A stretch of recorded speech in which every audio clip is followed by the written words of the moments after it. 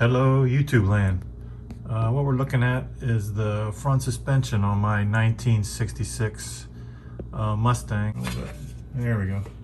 That's my lower ball joint, and it's no bueno. That seal is totally shot. So on both sides it's like that. I'm gonna have to pull that off. I guess you gotta take all this apart just to get that lower ball joint off. I'm not going to try something tricky where you leave the spring in and hopefully it doesn't bop you one.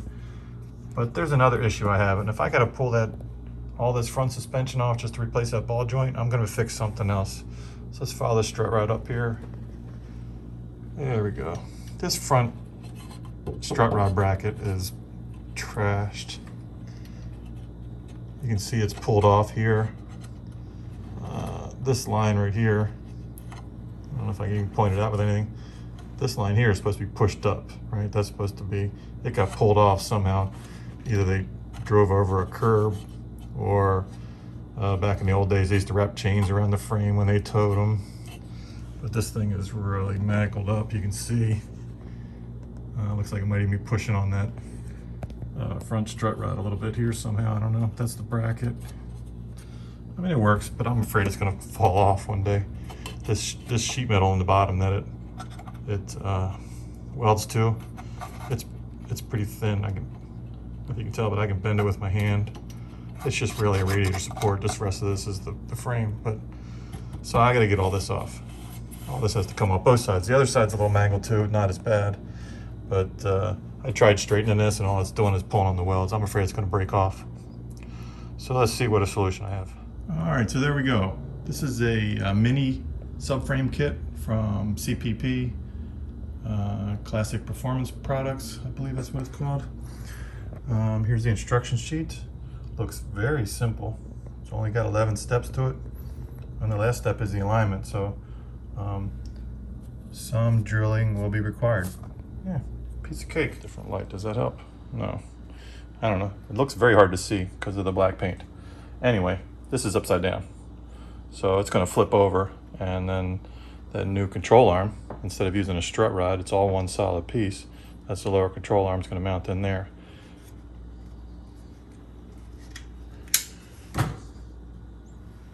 This replaces that factory strut rod bracket, so I'll have to cut that off, drill out the rivets, grind it flat, and then this will replace it.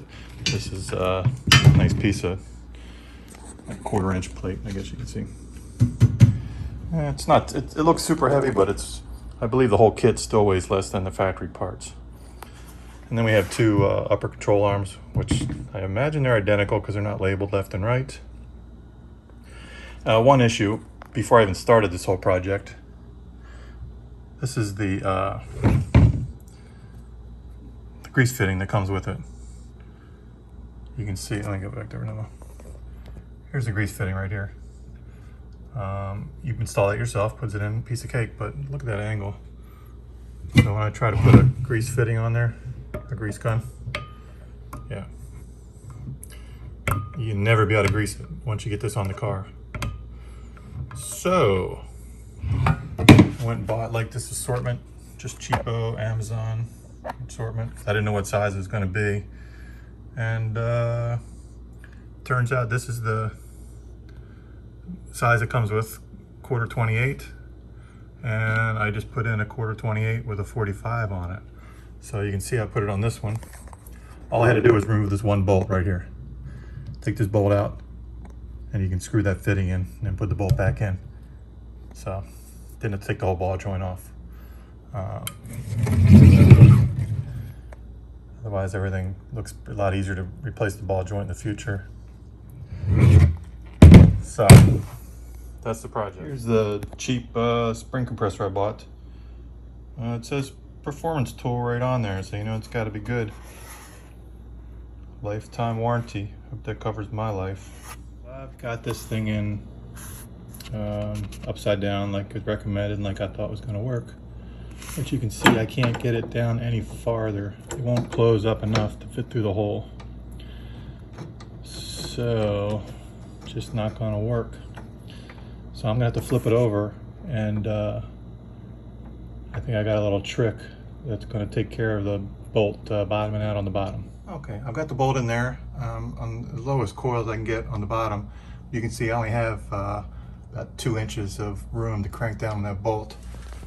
And of course on the top, I got about 5 inches sticking out.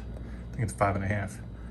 So, looking through my parts kit, I've got these spacers or bushings that this came with. Now this kit is also the same kit for a 67 and 68, I believe.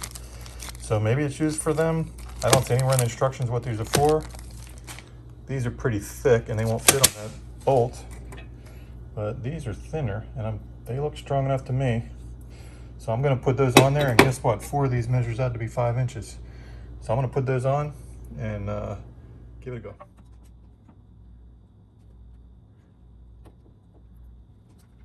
It dropped. I don't know if there's tension on it or not. No, it's free.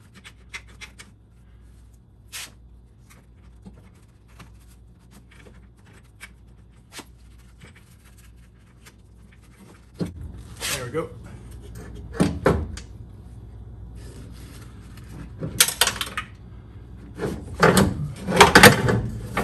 All right. There we go. I'm gonna get this compressor out of there as soon as possible. All right, you can see here, I've got my sway bar link off, so it's just hanging free by itself back here. And I took off the front strut rod. It's only got 2 bolts in the rear and then 1 big nut on the front. Seems very straightforward to get off. However, I struggled because I left the suspension hanging down low, and so the strut rod angles up, and you can't get a big nut, a big socket on that nut on the end. So pro tip, raise the suspension up a little bit so that the strut rod is more horizontal, and then you can get a big impact socket on the front of that. So I'm gonna grab these pads out of here so they don't fall.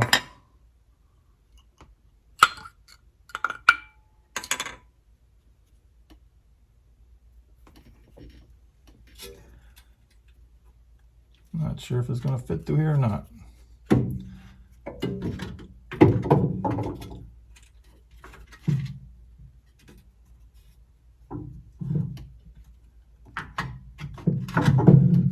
Oh yeah, look at that. All right.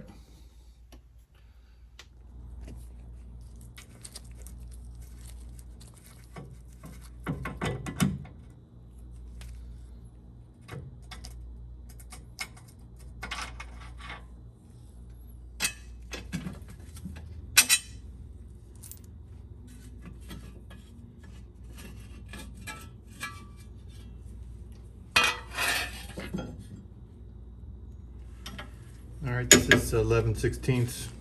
If you're keeping score. Hoping I can just loosen this castle nut up and then just give some taps.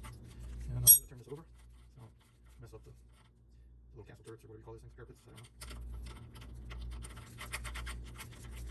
All right. Sure seems like a drop, doesn't it? Oh yeah, look at that.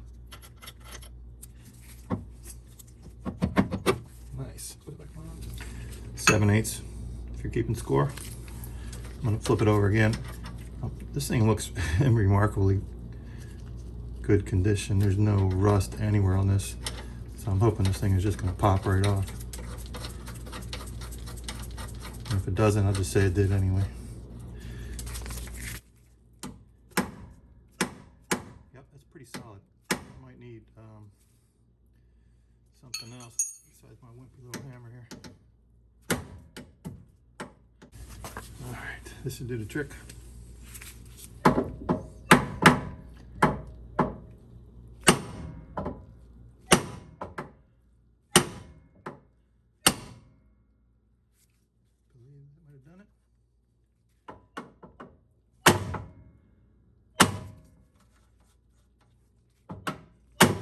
That did it.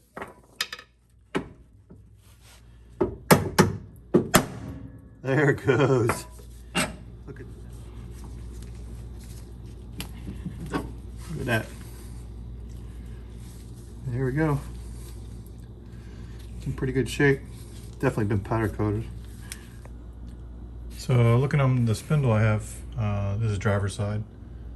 It's kind of hard to see the number because it's probably been sandblasted and then powder coated some time ago, but you can see it's C5DA3108B. Sure. But this is the correct driver's side V8 disc drum spindle. So that's good news. I was worried I might have some other weird spindle, a 6-cylinder spindle, or who knows what. But good. This bolt, there's no way that bolt is going to come out with this brace on there. So I got to take that off, that cross member. Hopefully the engine doesn't fall out. But maybe this bottoms out on that cross member. Who knows? There we go. All right, here's the upper control arm, and you can see I've got a lot of shims in there, which is a little disconcerting, but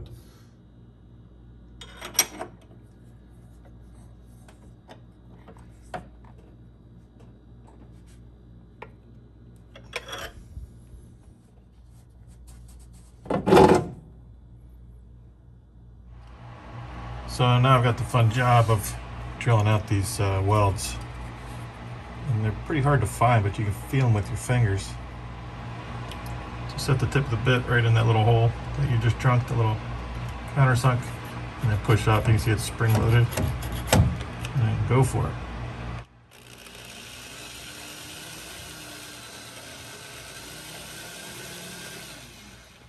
I just wanted to show you my little contraption that makes this a whole lot easier. We've got the 4 hockey pucks and a piece of 1x2, and then I'm pushing down here, and that's totally supporting the weight and give me some leverage to push up, because trying to reach over under the car and push up at the same time is not real easy. Works great. See how that one looks nice and clean? That one's got some rust in it. That one's got a little bit of rust in it too. That's because I'm hitting the layer between the two pieces where rust creeped in.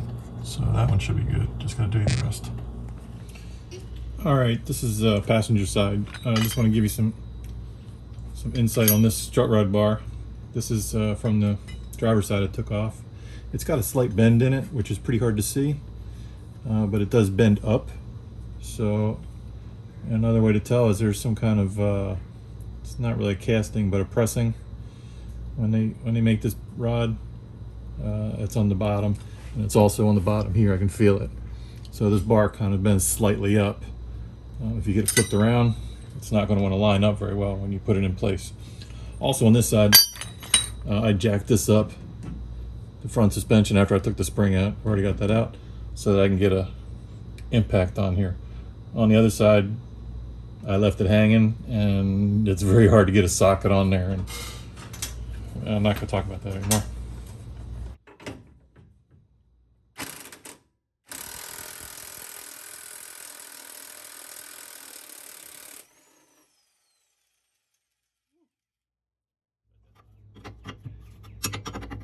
This is 11/16. I don't know if exactly 11/16. I'm gonna just do the same thing doing this. I'm gonna turn this castle nut over so it doesn't get messed up on top. When I hit it, hopefully I shouldn't hit it too hard.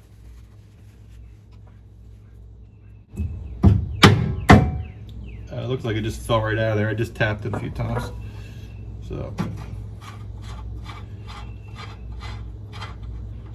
yeah. Okay, again, disclaimer, yours isn't going to fall out like this, okay? So don't get your hopes up. This is the lower ball joint on the passenger side. You can see that the boot is totally gone out of there. I don't know what happened. All right, let's see how the luck streak goes.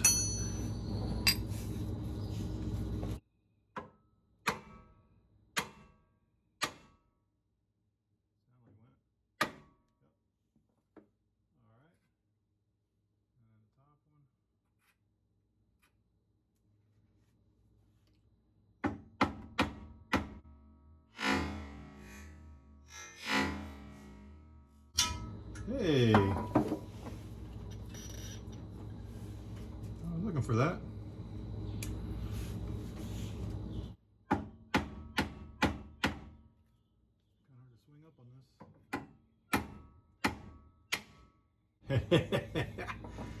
That's the way. I think I gotta take the whole brake assembly off. I'm hitting the dust shield. It just doesn't want, it's close. There it goes. All right, I'll slide that on there.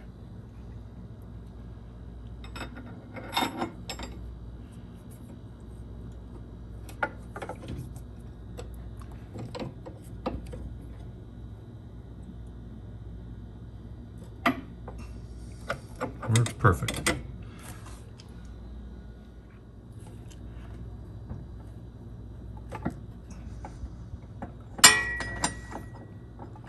So that's the only room I have right there before I hit the header. So I can't get a socket on there.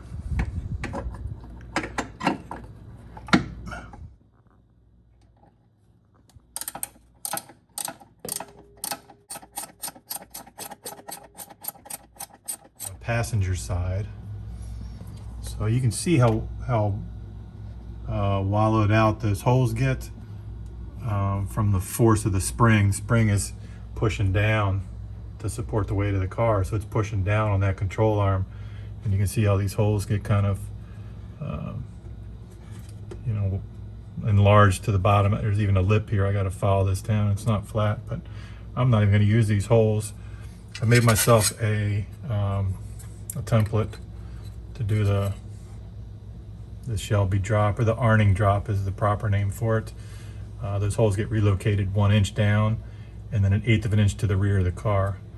So, and then you just flip the template over to do the other side. So let me put that in there for you.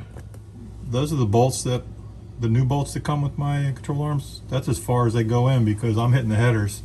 So I'm gonna have to be real careful when I'm drilling these holes through. I gotta put something on the other side to keep that from drilling into something important. Yikes.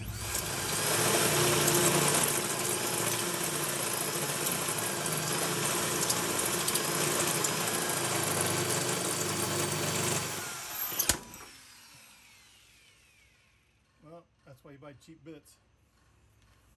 I'm not going to touch it with my hands though because it's probably hot. So, almost made it all the way through. I just was being lazy holding the drill steady, and these things dig in pretty good.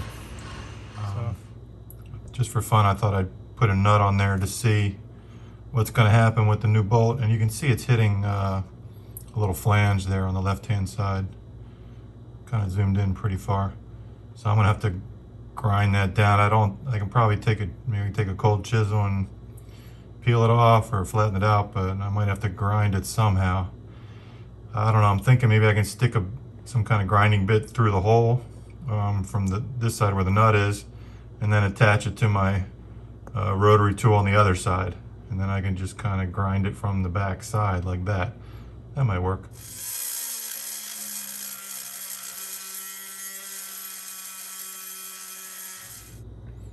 Alright, I finished doing that grinding on the back side of that, and now the nut and washer fits nice and flush on there.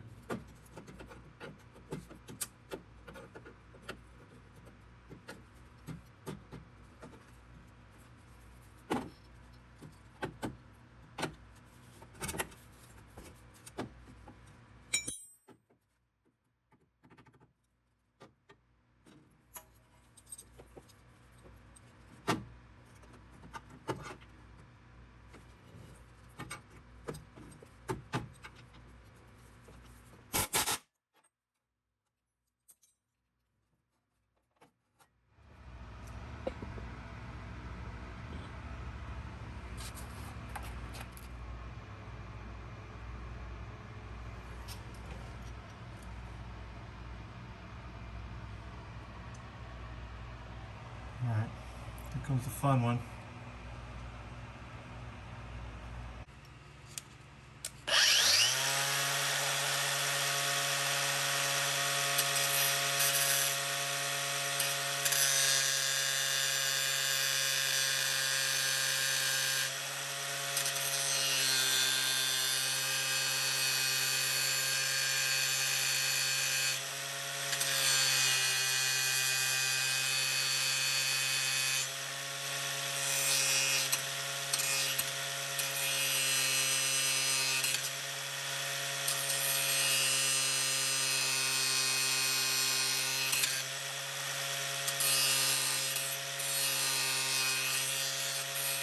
You can see where they stick welded it. It burned through a couple places, so I'm guessing that was not factory. That was after this got all mangled up.